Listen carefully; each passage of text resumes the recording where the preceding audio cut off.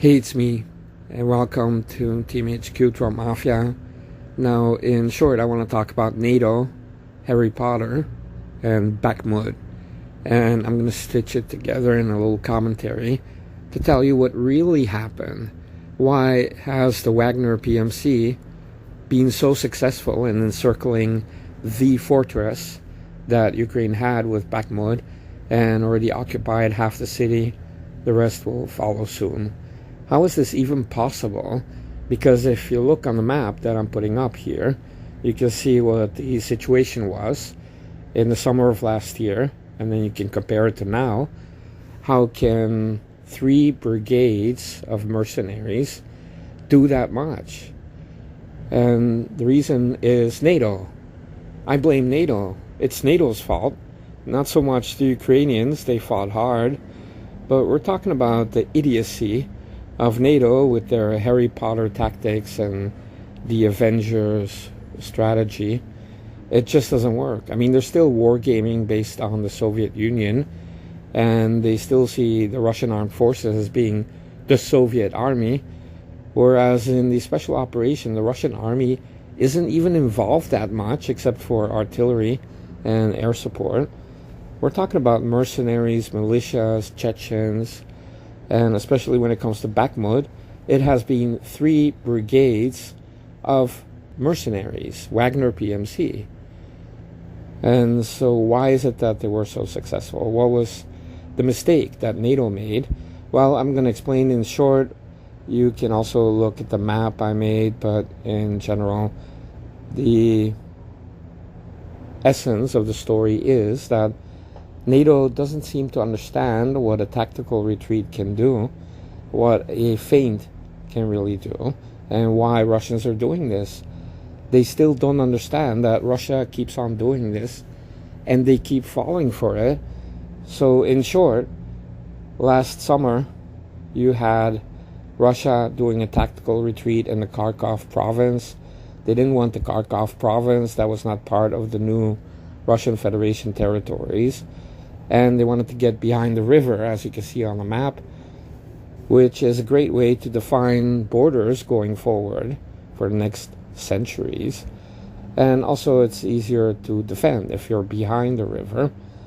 And of course, Ukraine looking for public relations and a media blitz, and all the websites and the gangsters in Kyiv wanting, some political ammo to ask for even more weapons.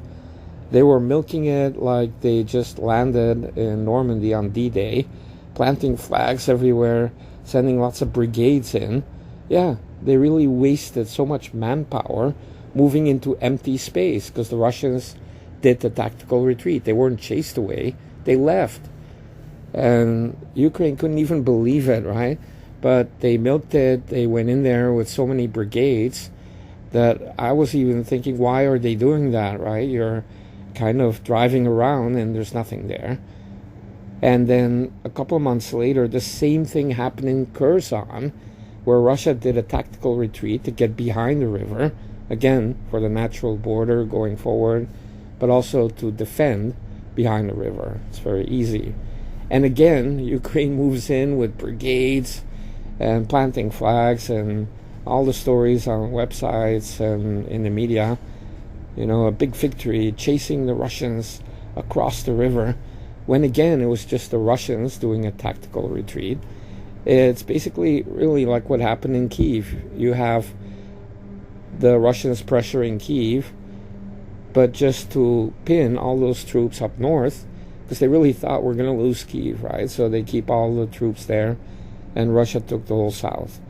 Well, here you have 2 tactical retreats to get behind the river, and in both cases, NATO is instructing the Ukrainians to really move in and consolidate it so the Russians cannot come back, when the Russians didn't even want that territory.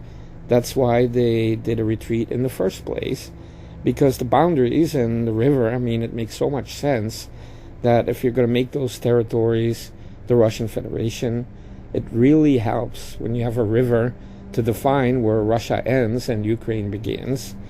And these people never even mention that or talk about it at all, that I just cannot understand why all of these boneheads collectively just ignore common sense. But what I'm saying here is that those two events are so identical and were initiated by Russia. In both cases, sucked a lot of brigades, first to the north near Kharkov and in the south near Kherson, that they didn't have enough brigades left to protect the south flank of Bakhmut. And that is what I'm showing on the map here. The July 23rd situation, you had some units there, but some of them left. And so Wagner PMC moved into the south. Everybody was looking at the east of the city, Bakhmut, where you have a lot of pressure by Wagner. So they thought, wow, they're going to drive into our city. But the purpose of Wagner was really to encircle Bakhmut, and that's from the north and from the south. And the east was just the pressure to have all those troops focus on keeping Bakhmut, right?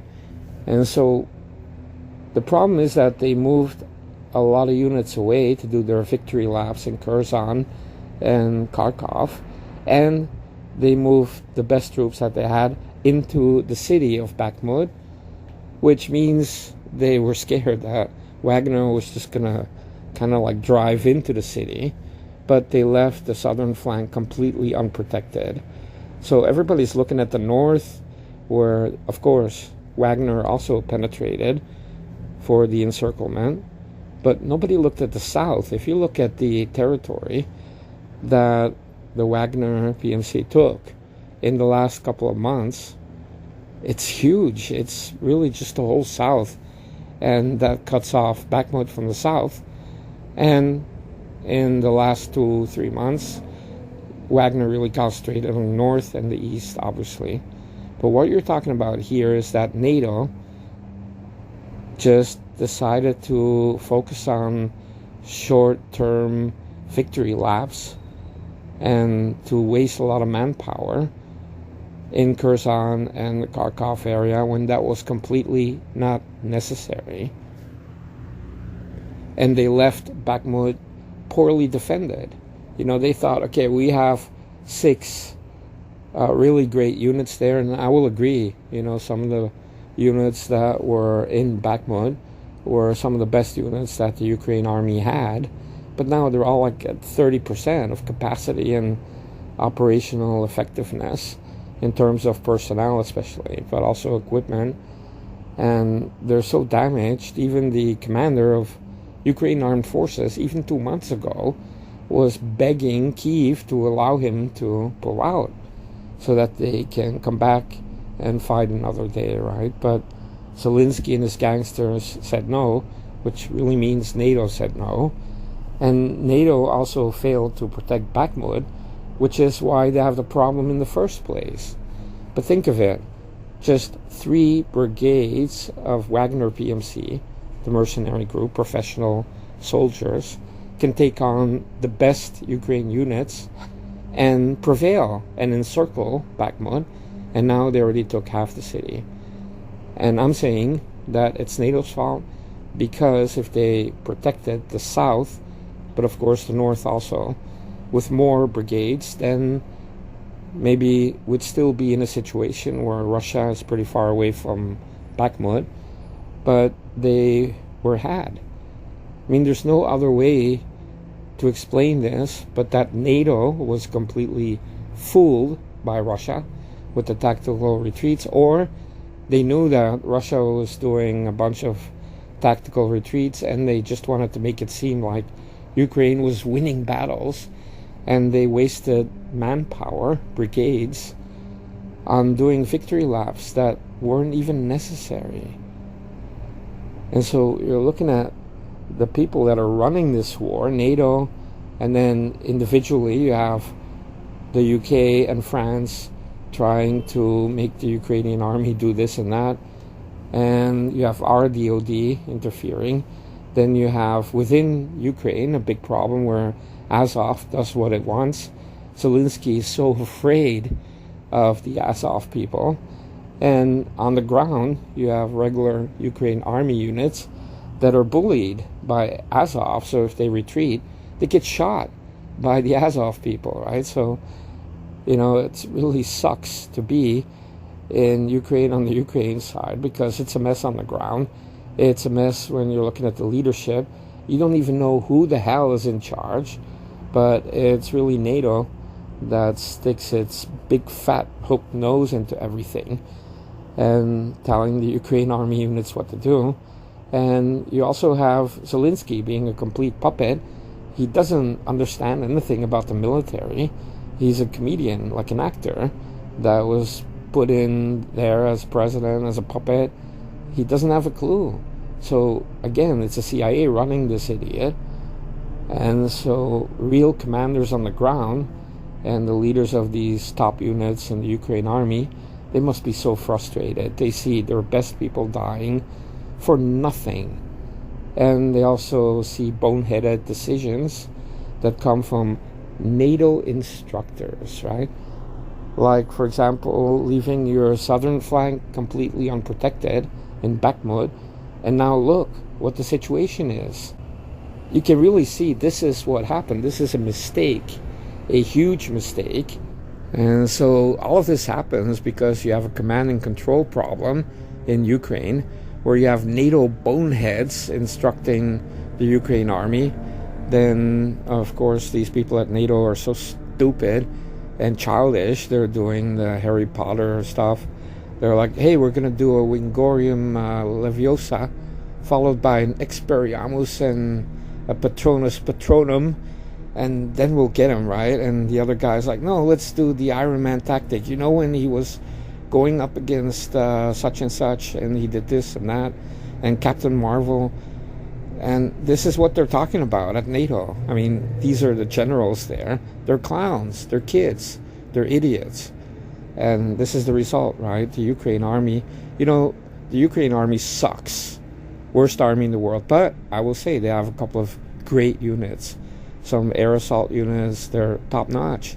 And they have good commanders, but they're being sabotaged, sacrificed, thrown into a meat grinder. And then, because of these NATO boneheads, their southern flank is left unprotected. Suddenly, they're surrounded, and their units are decimated. It's such a shame. And it's not even necessary. And all of that is because of the command and control problem, where you have all these boneheads, especially at NATO and in Kyiv. They want to sell more arms, so they come up with phantom victories that they make up. And they don't even look at the military aspect of it and what Russia's really doing. Because if your narrative is Russia's failing every day, then you cannot even anticipate some of the great things that they've been doing. Because, hey, they're always failing. They're not well trained. So we don't even have to pay attention. That is their attitude. And that's why Russia's not failing. Not one day. And the Yukis keep failing because of NATO and all of these boneheads that don't know anything about war or the military, putting their hooked noses into this whole story, sabotaging real soldiers. Now, on the Russian side, the command and control, it's an organized mess. And I say mess because you have mercenaries, Somalians, Syrians, Chechens, militias from the DPR, the LPR. You have the Russian army, and so the command structure is different. It's a special operation, so you have special tactics, you have feigned retreats, tactical retreats, and they're masters at it. I mean, they're playing chess. They're toying around with the Ukrainians and NATO. It's embarrassing to watch, but I'm also fascinated by it, to be honest, because the mercenaries, Wagner PMC, they respond to their boss, the main commander of the PMC, who reports directly to Putin. Putin is the supreme commander, but he's a civilian. He doesn't look at the day-to-day maps, but he has that direct involvement, right? Then you have the militias that report to the Russian army, to the Ministry of Defense, and of course the Russian army. So we're talking about different levels of activity. So the Russian army doesn't necessarily like these mercenary people, or even the Chechens that are shouting Allah Akbar when they run into a city. I mean, they're crazy, but it works, right? But it works. You know, it's an organized mess. It works. And that's also something that you have to admire. If you can get all these different militias and mercenaries, and they're all doing what they're good at, and you assign them for different missions in a special operation, and you don't waste resources, and you're creative, you can do a lot. And it's very obvious that they keep on fooling NATO and those gangsters in Kyiv, and they're doing what they're gonna do, right? And if they're bored, they just bomb the hell out of the infrastructure of Kyiv and the other areas, and they do that for fun. I mean, just to let them know, hey, there's a war going on, don't be too comfortable. And that's, of course, what the Ukrainians have been doing to the ethnic Russians in the Donbass for many years, and they got away with it, but not anymore. So Russia, you know, they can just take all of Ukraine if they want to, but let's be honest, who the hell wants all of Ukraine? The south of Ukraine is the only part that really matters, and it's called the Russian Federation now. It's part of Russia, and it's not going to change, ever.